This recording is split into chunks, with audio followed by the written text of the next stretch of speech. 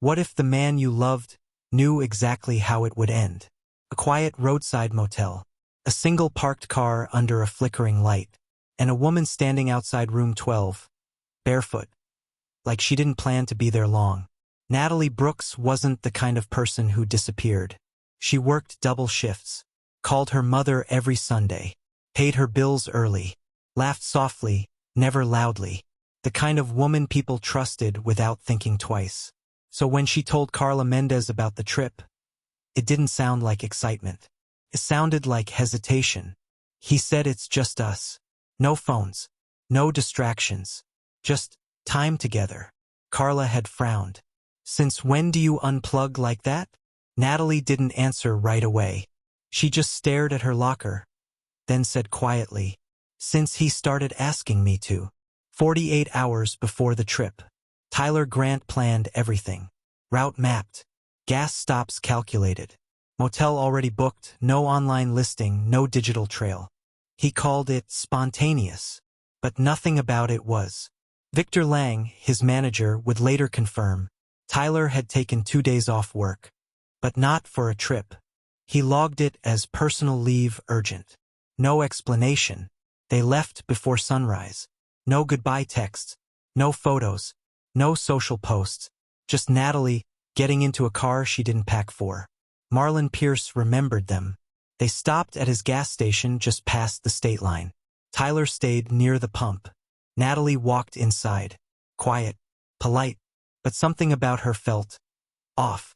"You okay?" Marlon asked. She nodded. Then, after a pause, "Do you know how far it is to the nearest bus station?" Marlon blinked. "About 40 minutes south." She glanced outside. Tyler was watching the door. "Thanks," she said, and walked back out. 7:42 p.m. Check-in. Denise Holloway checked them in.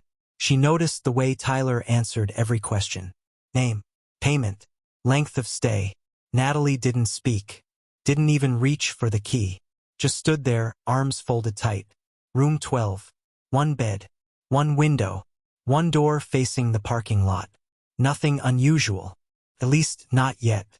11:18 p.m. A neighbor in room 10 would later report hearing voices.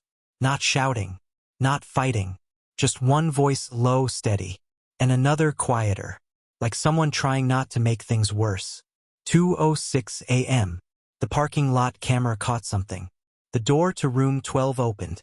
Natalie stepped outside. No shoes, no bag, no phone. She stood there for a moment, breathing, looking toward the road, like she was deciding something. Then, the door behind her opened again. "Tyler." No rush, no panic. He said something to her. She didn't respond, just stood still. 3 seconds later, they both went back inside. 6:30 a.m. The next morning, the car was still there, curtains closed, no movement. By noon, Denise knocked. No answer. She waited, then knocked again. Still nothing. 12:47 p.m. Room 12 unlocked. The bed was unmade. One side slept in, the other barely touched. Natalie's bag sat near the wall, still zipped. Her clothes, still folded. Her shoes, right where she left them. But Natalie, gone. No signs of struggle. No broken furniture. No forced entry. Just one detail that didn't make sense. The bathroom sink was still damp, like someone had washed their hands and left in a hurry.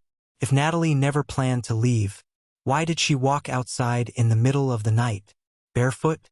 And why was Tyler the last person to see her, but the first to act like she was already gone? The trip was supposed to bring them closer, but by morning, only one of them was still there. If she vanished overnight, why didn't he report it? A missing woman, a locked room, and a man who waited before saying anything. Tyler Grant didn't call the police first. He called his job. "I won't be coming in." Something came up. No panic. No urgency. Just notice. Police notified. Officer Raymond Klein arrived. Tyler was already outside. Calm, clean, composed. "She left sometime in the night," he said. "I woke up, and she was gone." but something felt off. No scattered belongings. No rushed packing. No message. Natalie Brooks had vanished, without taking anything with her. But one detail didn't add up. The timeline. Tyler claimed he slept through the night, said he heard nothing, saw nothing, but the camera said otherwise. Footage review. Natalie steps outside, alone. Then Tyler follows. 2:07 a.m. They both go back in, together. So Officer Klein asked one simple question. If she came back inside, how did she disappear? Tyler paused, just for a second. Then, she must have left again. But there was no second exit. No footage. No door opening. Nothing. If Natalie never walked out again, then where did she go? 3 days later, Detective Harold Baines took over. He didn't focus on emotions. He focused on time. And time wasn't matching Tyler's story. Because the truth wasn't hiding in what Tyler said. It was hiding in what he couldn't explain. She didn't just disappear. She vanished. Inside a room he never left. If she had doubts, why didn't she walk away? Packed schedule. A quiet warning. And a decision she didn't get to finish. 24 hours before the trip. Carla Mendez noticed it first. Natalie Brooks wasn't distracted. She was distant. Have you ever felt like you said yes too fast? Natalie asked. Carla looked up. About the wedding? Natalie didn't answer. She just nodded. But one detail stayed with Carla.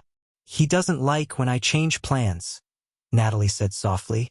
Even small ones. Not fear. Not panic. Just adjustment. Like she had been learning how to stay quiet. Later that night, Natalie searched something on her phone. Short. Direct. How to cancel a trip last minute. She never followed through. Day of departure. No suitcase fully packed. No extra clothes. Just a small bag. Like she wasn't planning to stay long. If she wasn't planning a getaway, why did Tyler plan it like one? Investigation note. Detective Harold Baines reviewed Tyler's work records. He didn't just take time off. He cleared his entire schedule. 2 full days. No calls. No deliveries. No contact. But this changed everything. Tyler told police. It was supposed to fix things. Fix what?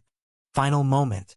Natalie stood outside that room at 2:06 a.m., barefoot, looking toward the road. Not confused. Not lost. Like someone who had just made a decision and didn't get the chance to act on it. If it was just a trip, why was everything arranged in advance? A quiet booking, a cleared schedule, and choices that didn't feel spontaneous. 5 days before the trip, Detective Harold Baines found the reservation. Room 12 wasn't booked last minute. It was secured days earlier. No online trace. Paid in advance. But one detail didn't sit right. Tyler Grant told everyone. It was a surprise. But surprises don't usually come with planning this precise. Work records reviewed. Victor Lang confirmed it.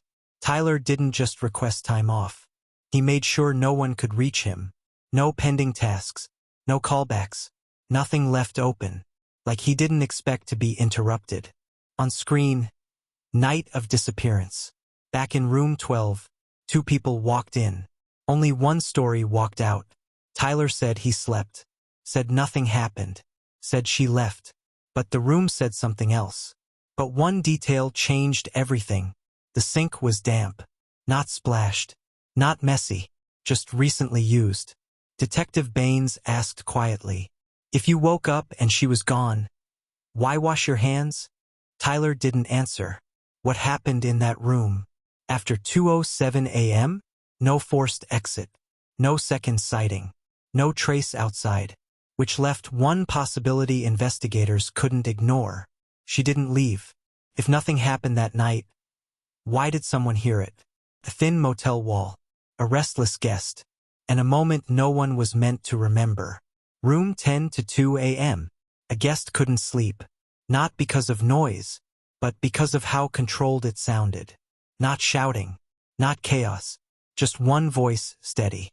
And another barely answering. But one detail stayed with him. A pause. Then, silence. Too sudden. Too complete. Statement to police. It didn't sound like a fight. It sounded like someone giving up. Detective Harold Baines wrote that down. Didn't react. But he circled one word. Silence. Back to the room. No broken furniture. No visible struggle. No reason to believe anything happened. Except that nothing continued after that moment. What makes a room go completely silent? That fast. Tyler's version. We talked. Then we slept. But the timeline didn't show sleep. It showed an ending. A voice stopped. Presence disappeared. And no one could explain how. Because by morning, there was no trace of Natalie Brooks. If she left on her own. Why did nothing move? A sealed room. An untouched life. And one man's story that kept shifting. 12:47 p.m. Room search. Natalie's belongings were still there. Phone. Bag. Clothes folded. Nothing missing. Like she never planned to leave. But one detail didn't fit. Her shoes. Still by the bed. Placed neatly. Not worn. Not moved. Detective Harold Baines asked the obvious question. How does someone walk out barefoot and leave their shoes behind? Tyler answered quickly. Too quickly. She forgot them. But forgetting doesn't match the rest of the room. Investigation shift. Officer Raymond Klein reviewed the footage again. 2:06 a.m., Natalie outside. 2:07 a.m., Tyler follows. After that, nothing. No second exit. No third person. No return alone. Tyler's phone records. No emergency call. No search. No report. Just silence for hours. Like he was waiting. If she was missing, why didn't he act like she was? Detective Baines closed the file for a second, then reopened it. Because one truth was becoming impossible to ignore. Natalie didn't vanish outside. She disappeared while she was still inside the room. If the story was true, why did the timeline refuse to align? A final review, a missing minute, and a truth no one expected to find. Final reconstruction. Detective Harold Baines lined everything up again. 2:06 a.m., Natalie outside. 2:07 a.m., both return inside. Then nothing. No exit after that. No movement captured. No second appearance. A gap in Tyler's account. Just 11 minutes. Unexplained. Unaccounted for. When asked again, his answer shifted. Not dramatically. Just enough. I must have fallen back asleep. But investigators didn't accept must have. Not anymore. Forensic note. Natalie's phone showed no outgoing activity. No messages. No calls. But it was used inside the room. After 2:07 a.m. Briefly. Then powered off. Who turned it off? Detective Baines didn't find a dramatic ending. No confession. No final twist. Just a pattern too tight to ignore. Controlled trip. Controlled room. Controlled story. And one person who never once panicked. Natalie Brooks didn't simply disappear. She was last seen inside a story someone carefully built around her. And this time, the silence finally started speaking. Justice didn't arrive loudly. It arrived slowly, through questions no one could answer away anymore. If you believe stories like this deserve to be heard, subscribe to the Veil of Secret, where every silence has a truth behind it.